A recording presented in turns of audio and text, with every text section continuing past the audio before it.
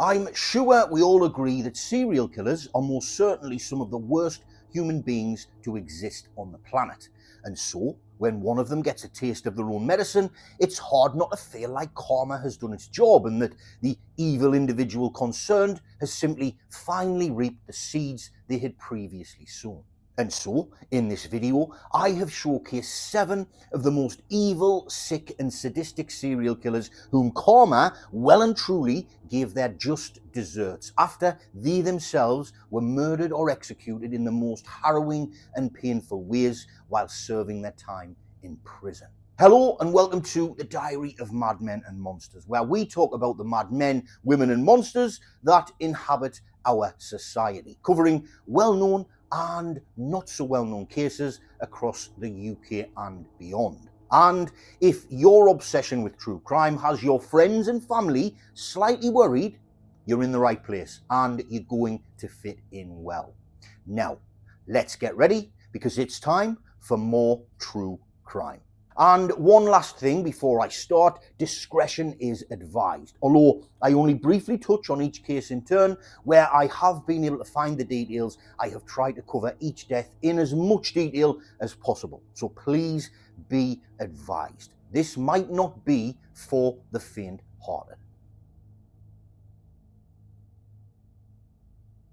The first of our crazed killers on the list is probably one of the most famous of them all. Ted Bundy was an American serial killer born in Burlington, Vermont on November 24th, 1946, who kidnapped, R.A.P.E.D. and murdered dozens of young women from 1974 to 1978. However, it was rumoured that he had been active long before 1974. Bundy was convicted to 3 death sentences with 20 confirmed murders and 30 that he later confessed to. But there are plenty of people out there who also believe the true figure could be much higher and into the hundreds. Bundy was sentenced to die for his crimes on January the 24th, 1989, and as the hour was drawing near, in a desperate bid to buy more time, he began to confess to more, hoping that in doing so, he would be possibly granted a stay of execution and be able to barter for a reprieve on his death sentence. However, it was never to be. And so, on the morning of January the 24th, his execution by electric chair would go ahead. On the morning of his execution, after a night spent weeping and praying, just as the sun was rising over the North Florida plains, Bundy, head shaved bare, was almost carried into the death chamber by 2 guards, one either side of him. He was described as looking very small and incredibly helpless. Although those witnessing the spectacle said they could feel the fear and anticipation in him, they described Bundy as being very subdued, almost as if we might imagine that he had accepted his fate at that point.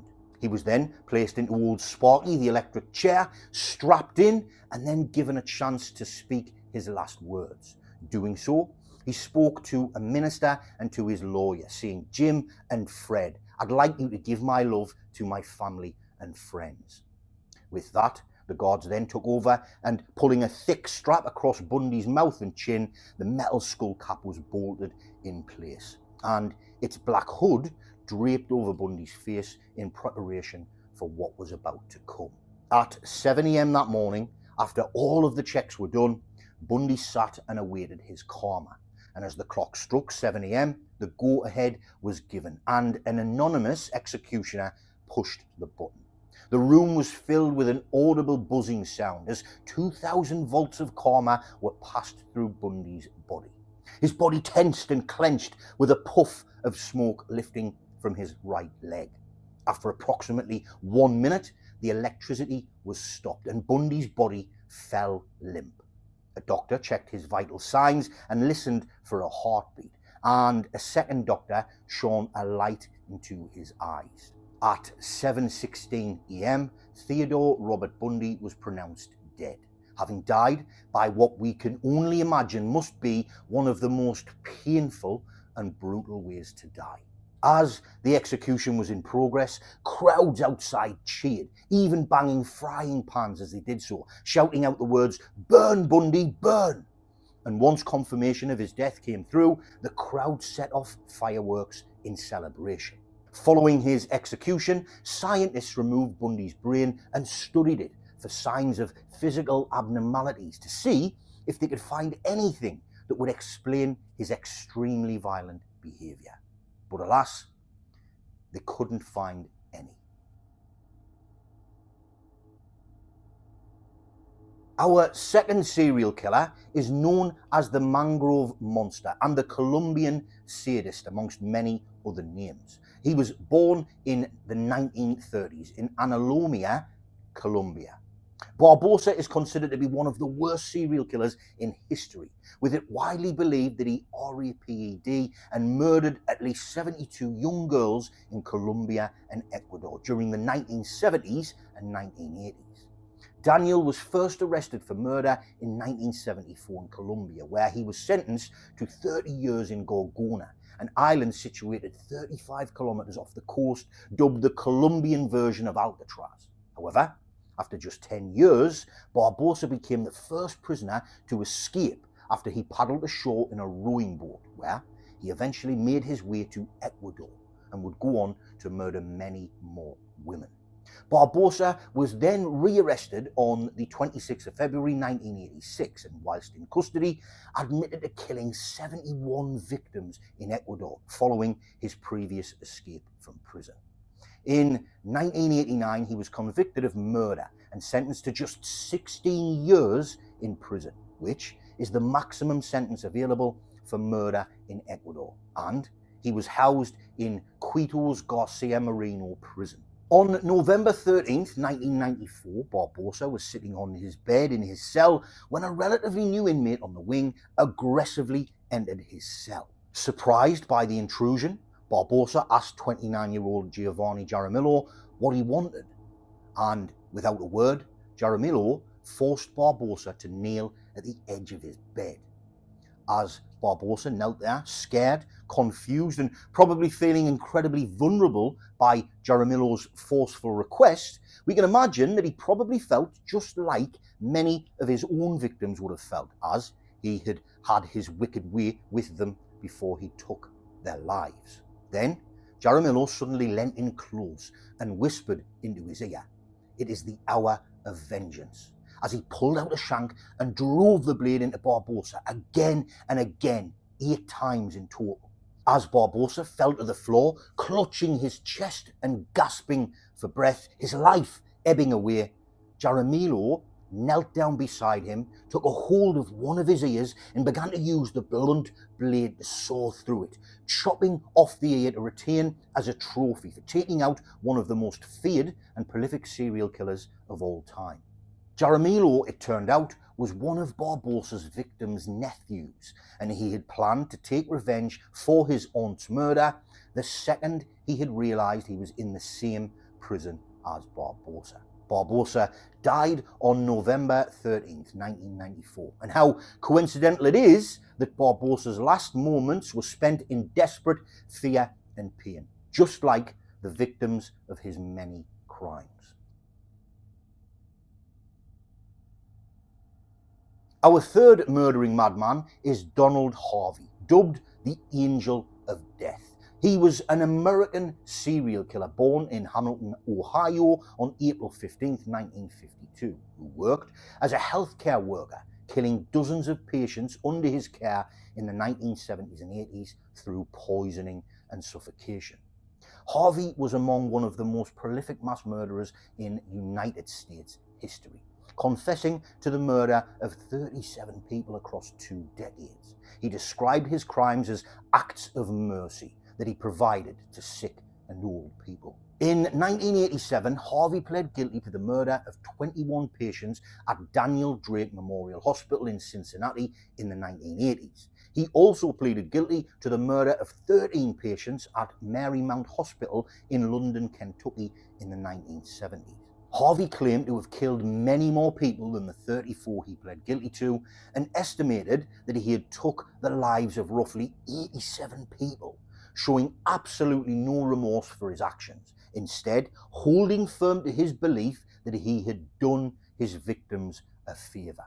"I felt what I was doing was right," he told reporters in 1987. "I was putting people out of their misery. I hope if I'm ever sick and full of tubes or on a respirator, someone will come and end it." On the 28th of March 2017, James Elliott, a prisoner serving time for a series of burglaries and assault in the same protective custody unit as Harvey, entered Harvey's cell and without warning began to beat him to a bloody pulp as he lay on his bed. Elliott rushed into his cell, pouncing as Harvey lay on his bunk, immediately attacking him about the head with punches to the face. Again and again, he smashed his knuckles into Harvey's face, describing the impact as a dull thud as bone met bone. After 4 punches, Harvey could take no more and fell unconscious, leaving Elliott free rein to do as he pleased with Harvey's unconscious body. Realizing that he could inflict as much damage as he now liked and wanting to exact as much punishment as he possibly could, Elliott pulled Harvey's body to the floor, braced his hands on the top of the bunk of the bed and began to stomp Harvey's head again and again, with Harvey's body shuddering each time Elliott's foot made contact with his skull. Time and time again, Elliott drove his foot down onto Harvey's unconscious head until he felt enough damage had been done.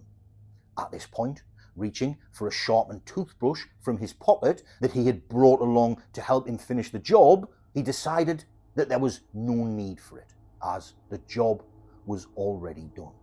Elliott then, believing Harvey was dead and that he had achieved his objective, left his cell and made his way to his own cell, awaiting the acquisition he knew he would soon face from the powers that be, as he knew there was CCTV covering the corridors of the wing.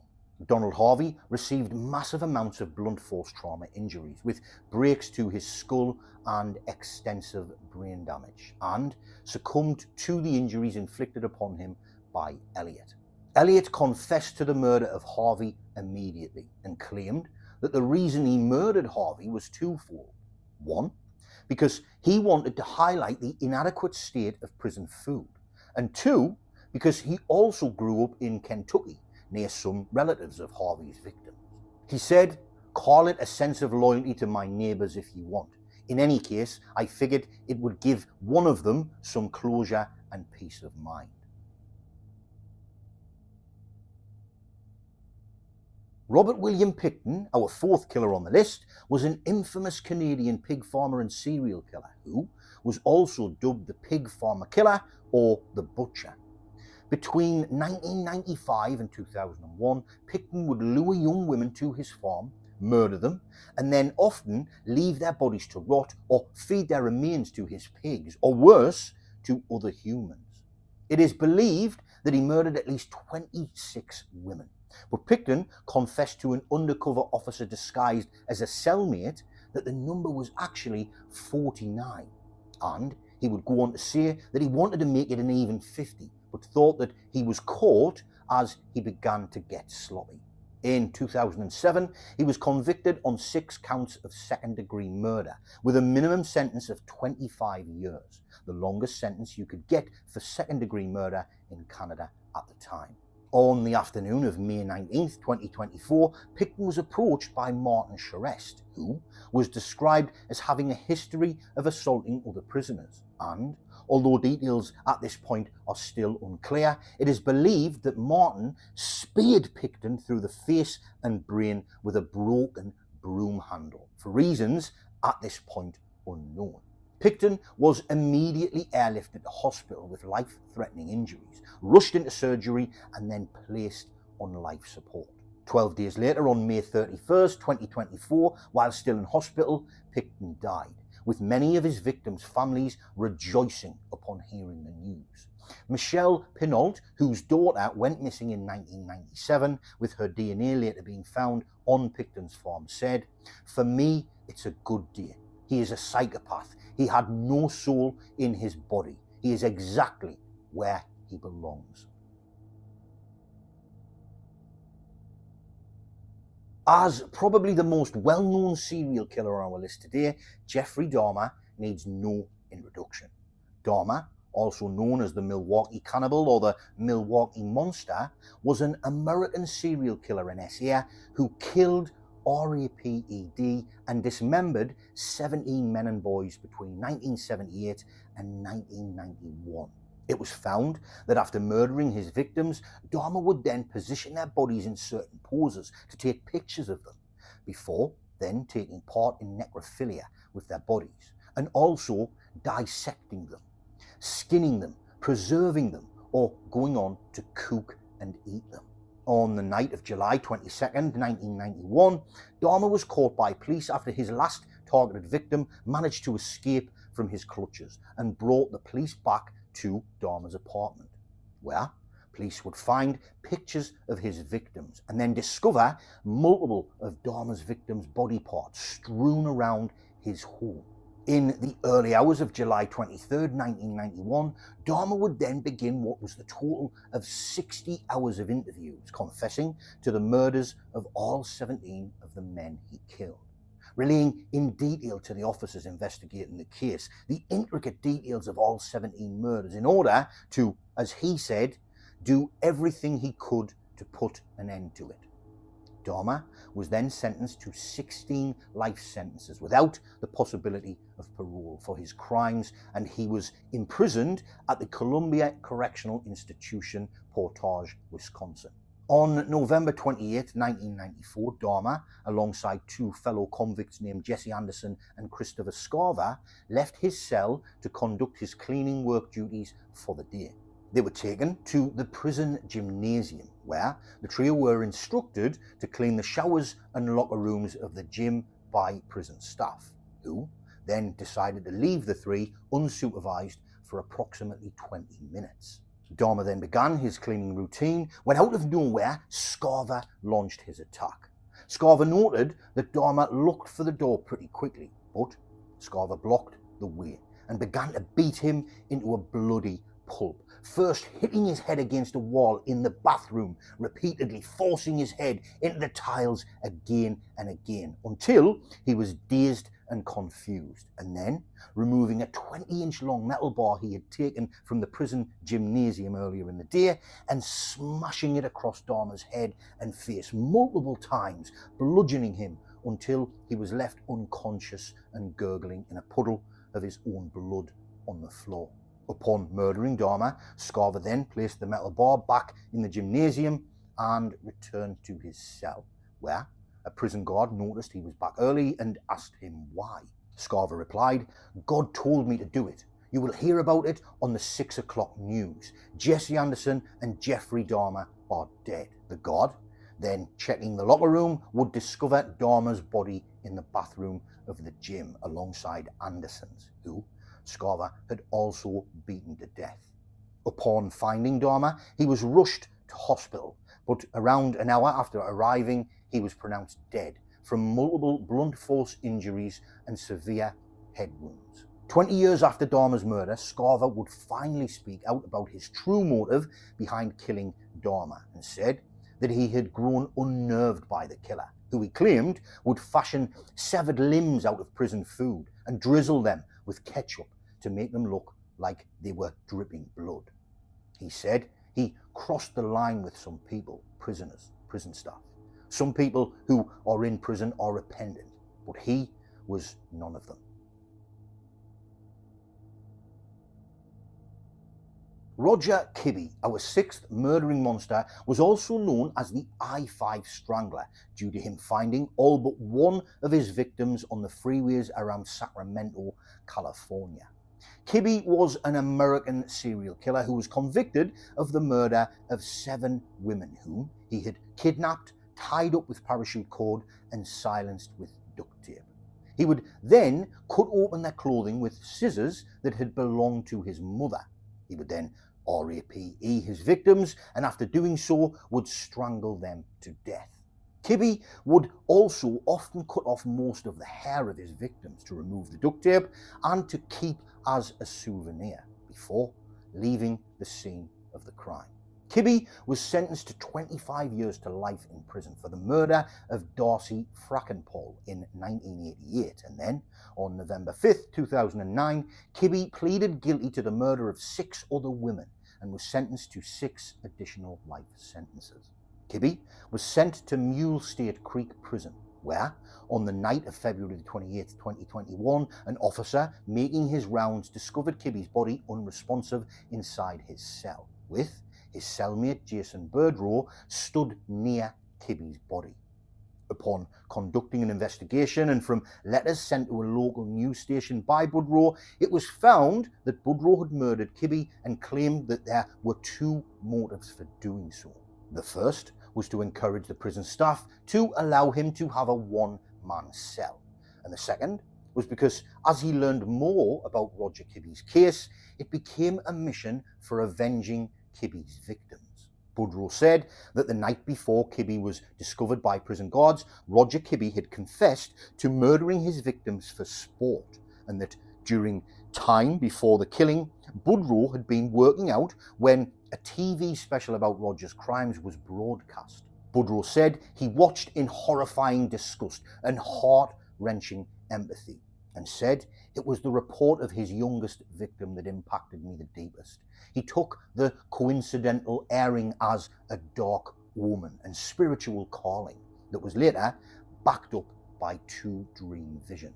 On the night of Kibbe's murder, Birdrow said that he strangled Roger to death with what he called a triangle chokehold, and then carved a crude inverted pentagram into his body. He also said that he had decided on killing Kibbe as early as November 2020 and had spent months grooming him before they were allowed to cell up together, and he could put his plan into action. He wrote, "My actions were drafted out with specific intent, cognitive complexity, and were generally more nefarious than a haphazard murder spat. What had started out as my original bare-bones plan of doing a straightforward homicide of a cellmate to obtain my single-cell status evolved into a mission for avenging that youngest girl and all of Roger Kibbe's other victims." Our last convicted killer on the list is Charles Schmid Jr., who was another American serial killer who was also known as the Pied Piper of Tucson, due to his charisma and the fact that he had so many friends in the teenage community. Charles, it seemed, murdered for fun and convenience, being convicted of murdering 3 teenage girls, the first being Aileen Rowe, whom he murdered after exclaiming to his then girlfriend that he wanted to kill a girl tonight. He then convinced her to persuade Rowe to accompany her, Schmid, and an acquaintance, John Saunders, into the desert, where he then her and bludgeoned her to death with a rock, burying her body in the desert. His other 2 victims, the Fritz sisters, became targets of his after he dated Gretchen, the older sister, for a short period, and the relationship turned sour. After several months together, Gretchen found out about the previous murder and threatened to go to the police if Schmid ever left her. He then decided she had to go, and on August 16, 1965, he strangled Gretchen and her 13-year-old sister, Wendy. Schmid, who had a history of opening his mouth about his murderous crimes, then informed a friend of his, Richard Bruns, that he had murdered the sisters and showed him the bodies that had been buried haphazardly in the desert. Ultimately, Bruns eventually went to the police and told them everything he knew about Schmid's murders. In 1966, Schmid was found guilty of murder and sentenced to death, but when the state of Arizona temporarily abolished capital punishment in 1971, Schmid's sentence was commuted to 50 years in prison. On March 20th, 1975, whilst incarcerated in Arizona State Penitentiary, Schmid was walking around the prison with what was described as his usual air of arrogance when, out of the blue, Jimmy Farrar and Dennis Eversole launched a planned attack upon him in his penitentiary dormitory. The pair rushed Schmid and immediately set about him, punching, kicking, stabbing and slashing him over 20 times, with reports that he was stabbed in the eye, the lung, the abdomen, the intestines, and sustained a severed urethra and numerous other lesser wounds on his face, chest, and torso.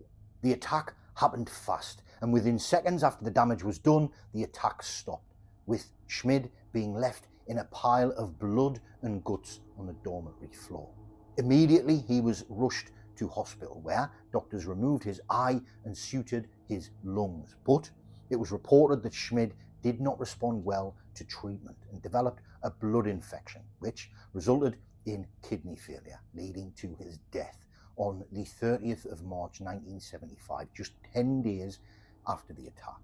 And there you have it, 7 evil and downright dastardly killers who had the ultimate level of karma repay them for their murderous ways, with each of them experiencing what I'd say would be some of the worst ways you can possibly think of to die. Some say it's all that they deserve and more. But what do you think?